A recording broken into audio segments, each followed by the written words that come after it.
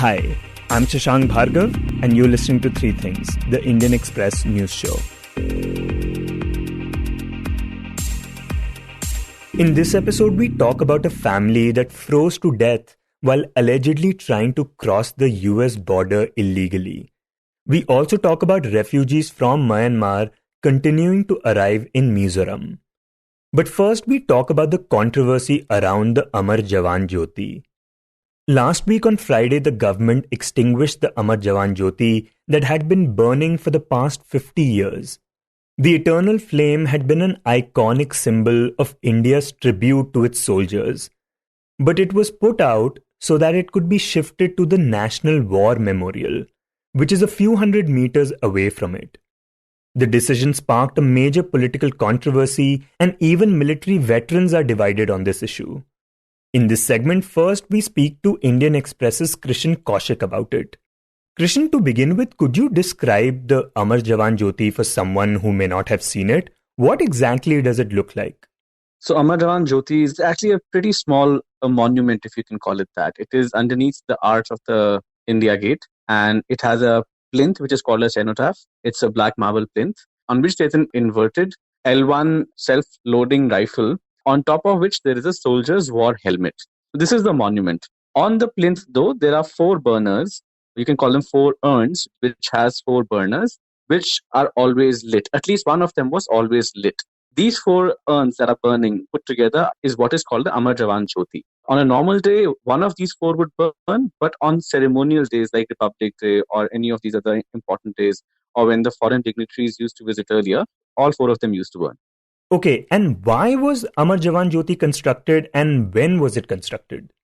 So Amar Jawan Jyoti was instituted in 1972. It was inaugurated by the then Prime Minister of the country, Indira Gandhi, on Republic Day 1972. It was to pay homage to all the soldiers, Indian soldiers who had died fighting the 1971 war with Pakistan. India emerged victorious in that war. Bangladesh was created. Pakistani forces in what was earlier Eastern Pakistan surrendered. That was on 16th of December. So more or less a month after that, on Republic Day in 1972, Indira Gandhi inaugurated that. It was to essentially remind everybody of the sacrifices made by the soldiers during that war. And you mentioned that this monument was under the arch of the India Gate. Why was India Gate chosen as the place to keep it? Basically, a few years back, India did not have a national war memorial.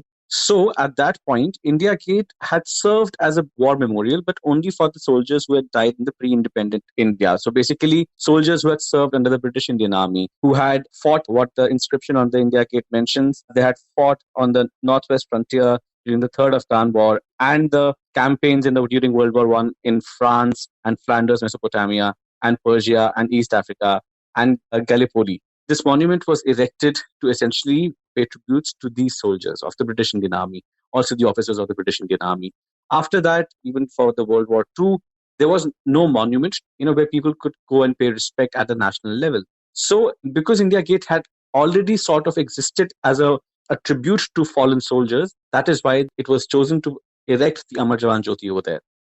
And is it because now we have the National War Memorial? Is that the reason the flame has been extinguished and shifted there from India Gate to the National War Memorial?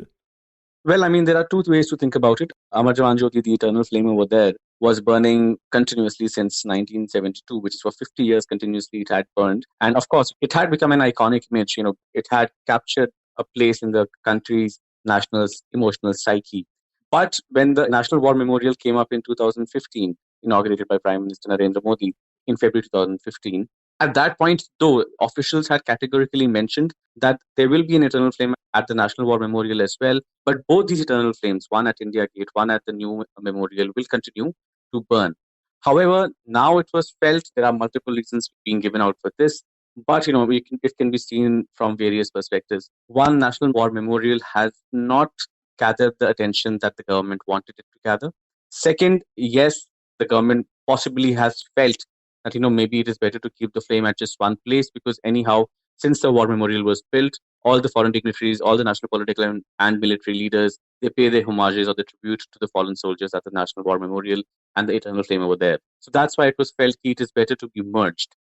And could it be that the reason that the National War Memorial basically hasn't got that attention is because people already have an emotional connection with the Amar Jawan Jyoti and the fact that it's so iconic.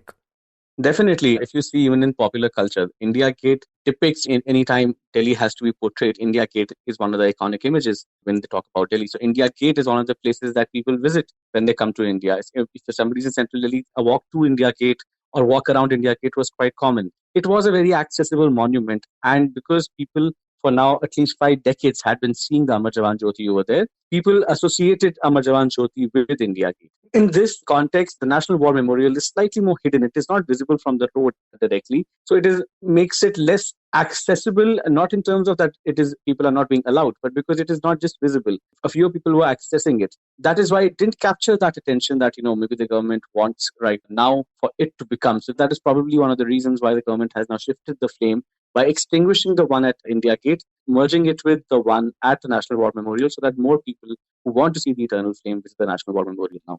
But it can also be viewed from the perspective of that. This government is of course redeveloping the entire Central Vista. It includes tearing down many of the buildings that are there in Central Delhi along the Rajpath on either side of it, rebuilding completely new structure, new buildings, a new office complex for the central government offices that are already there. They have now announced, and temporarily at least, they have put up a hologram of Netaji Subhash Chandra Bose under the canopy next to India Gate. So it can be seen as a redevelopment of this area as well, which is definitely part of the larger Central Vista project. And Krishn, you earlier mentioned that the Amar Jawan Jyoti had been burning for the past 50 years. How did they manage to keep it burning all this while? So when it was erected in 1972, for at least 30 years after that, there was an LPG cylinder, liquefied petroleum gas cylinder, under each of these urns. One cylinder would keep one of the flames alive for about a day and a half. So they use LPG to keep them alive at all times. But in 2006, the government, initiated a new project. It cost just 6 lakh, and this piped natural gas (PNG) was supplied to these burners, and then they were kept alive through this PNG. And now that it has been extinguished and merged with the one at the National War Memorial, could you talk about the reactions that we have seen from opposition parties regarding this? There is, of course, some political bickering around it. Everybody is, entitled to their own view. Like, should it be merged now? Is it a better tribute to the soldiers? Or would it be better to keep both of them alive? Honestly, it wouldn't have, cost a lot to the government to keep the eternal flame alive at two places. Anyhow, the two places are quite close to each other. The entire area could have acted as a monument to the fallen soldier. But they have taken this call, and for the reasons best known to them, the government has put out certain source-based justifications.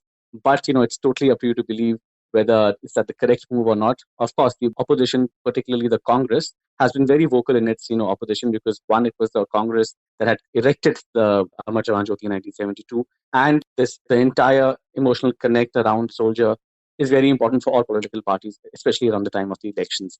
So there is political bickering, but how people view it's totally up to each person. Now, while the opposition parties and the ruling government are obviously divided on this issue, this particular controversy has also divided military veterans. Indian Express's Aman Singh Chinna spoke to a number of former officers, and he now joins us to tell us what they have been saying about this. There's been a deep cleft among the veterans' ranks over this move, and there have been deep divisions. What these veterans are divided upon is the manner in which this entire thing has taken place. Those who have objected to the manner in which this merger of flame has been carried out say that there was no need to shut down the flame or extinguish the flame at Amar Jawan Jyoti at India Gate in order to merge it symbolically with the new National War Memorial, which has come up just a few hundred meters away. They feel that this is a slight to all those Indian soldiers who fought and died in the First World War and the Third Afghan War. Now, of course, we know that the names of several of these soldiers, around 13,000 of them, are etched on the India Gate. And these are the soldiers who fought in the First World War as well as in the Third Afghan War. So what these veterans feel is that by extinguishing the flame at India Gate, you are belittling what this stood for. And then thereafter, there were certain comments which were made attributed to government sources, though no government official or no minister has actually said this, but there were statements in the media attributed to sources in the government saying that these soldiers who had died had fought for colonial powers and therefore they are not at par with those who died in independent India and whose names are included in the National War Memorial, because that memorial caters to those who died in India after independence, after 1947, in all the wars which have taken place. So what these veterans feel is that, no, this is not correct. You should not divide the sacrifice of soldiers into two parts, pre-independence and post-independence. Whoever died fighting in the Indian Army, whether it was before independence or after, should be treated at par. So therefore, basically, in a nutshell, they felt that there was no need to extinguish the flame. It could have carried on at a smaller scale, while the main memorial, of course, remains the center point as far as the country goes. Okay, so this is one side that is against this move. What is the other side saying? Well, the other side has been very supportive of this and saying that we have to move beyond the colonial past. And the fact remains that India was under subjugation of the British rule, and the First World War, or whether Afghan wars in which Indian soldiers fought. These wars were fought because we were under the rule of the British, and our troops were forced to go there and fight, and they had no other choice. So they say that this memorial, the India Gate, caters to the British accomplishments in those wars and lesser to the Indian soldiers who died fighting there. And therefore, they try to portray it as if these soldiers who fought and died in the First World War and in other wars were mercenaries. Some retired generals have appeared on television shows and they have used the term mercenaries. Now, this again was objected by the other group, which feels that this was not the way it should have been done. And they have objected to the term mercenaries, saying that you cannot call these soldiers who fought in the Indian Army as mercenaries because they were not fighting for money. They were fighting in an army which was under foreign rule. So they try to differentiate between the two. And Manaman, have we seen the veteran community this divided on an issue before? There have been simmering differences on the social media and in public sphere between veterans on several issues, not this vehemently, but yes, there have been when it comes to various issues like politicization of the army, the role of religion in the army, certain changes which have been taking place in the army, or perhaps some new rules which are being brought out in the army. So there were differences of opinion on those issues also, but nothing like what we have seen in this present controversy over the flame being extinguished at India Gate and being shifted to the National War Memorial. Nothing at this level. Yes, there used to be sparring bouts on social media. There used to be comments and there used to be panel discussions on televisions, and articles were written in newspapers to counter each other's points. But this time it really came out in the open in a very vehement shape.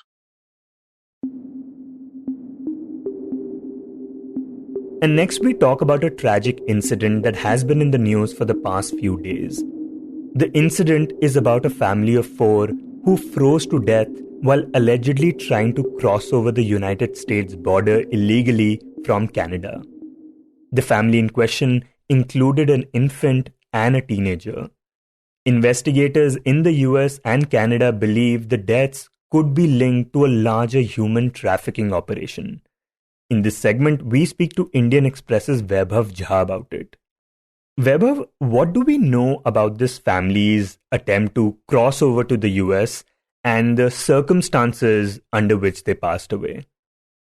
So this entire incident happened on Wednesday last week when law enforcement agencies in Canada discovered 4 bodies near the US-Canada border. The 4 people, which consisted of a man, a woman, a teenage girl and a 4-year-old boy, they had reportedly died of hypothermia and frostbite. Now on the same day, law enforcement agencies also arrested a US citizen who was traveling with 2 immigrants from India without proper documentation. On the same day, after some time, the law agencies also found 5 more undocumented Indians inside the Canada border who were walking on foot amid severe winter conditions over there. So this is how the law enforcement agencies in Canada got to know about a possible human trafficking racket involving bringing undocumented Indians from the Canada border inside the US.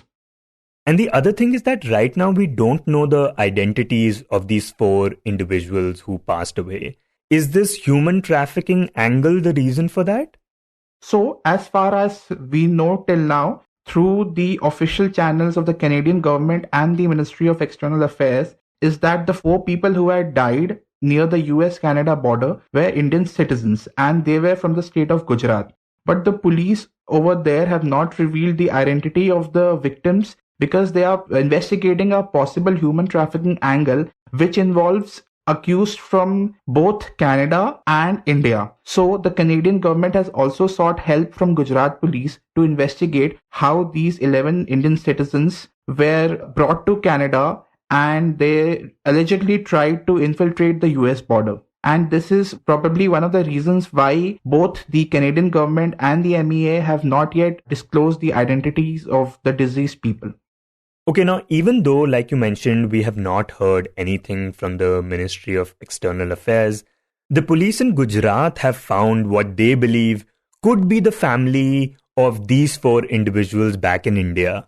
Could you talk about what the state police have found out and who is this family? So the Gujarat police have found out that there's a village called Dingucha in Kalol Taluka of Gandhinagar, the capital city of Gujarat, where there is a 4-member family who fit the exact description of the 4 Indians who were found dead. There's a 39-year-old husband, 37-year-old wife, 17-year-old daughter, and a 4-year-old son who had left from Dingucha village to travel to Canada around 10 days ago. And according to the family members of these 4 people, they had stopped all communications from last Wednesday, and it was the same day when the 4 bodies were found. And the Gujarat police have found out in their investigation that these 4 people had traveled to Canada on visitor's visa, yet they had told their family members that they were traveling overseas to find a new life for themselves. And also in your report, you mentioned that this particular village has also witnessed a number of other people also supposedly going to Canada.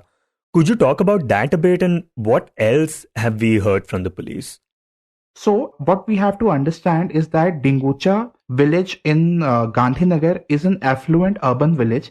It's a small village with a population of 4,000 people, and almost 50% of the houses in Dingucha are empty because the families have migrated either to US or Canada or UK.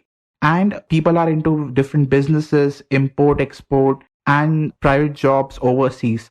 And that is the reason this small village has seen migrations from the past 20 years. Families keep on migrating to other cities in Gujarat or in India and also to overseas. So what the villagers of Dingucha have told the police is that there are reportedly 3 to 4 families from the village that had traveled to Canada in the past 2 weeks. And none of these families have communicated to their relatives back in the village. So we are in the preliminary stage of the investigation where Gujarat police is trying to connect the dots of how these 3 to 4 families travel was facilitated to Canada and where are they currently right now. And what we have been told by the Gujarat police is that the Canadian government is coordinating with the MEA and they are soon going to disclose names and a formal investigation will be started in this case. As of now, it's at a nascent stage, but there's certainly an angle of human trafficking which the police are probing. And Vaibhav, this is obviously a very tragic incident, and we even heard Canadian Prime Minister Justin Trudeau talk about it. He said that the tragedy was mind-blowing and that Canada is doing all it can to stop people from smuggling across the US border. But tell us, have such incidents happened in the past as well? So we have seen similar incidents when Indian citizens have been deported from US and Canada, but probably this is the first unfortunate incident which has resulted in a number of deaths, probably due to a possible human trafficking angle. For example, in May 2020, the US government had deported 161 Indian nationals from their country, and out of these 161 nationals, 12 were from the Gujarat state.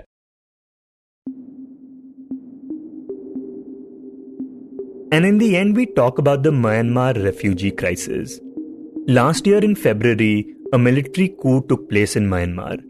Since then, tensions in the country have ensued between the junta, which is the military force that has taken over the country, and armed civilian groups that are trying to resist it.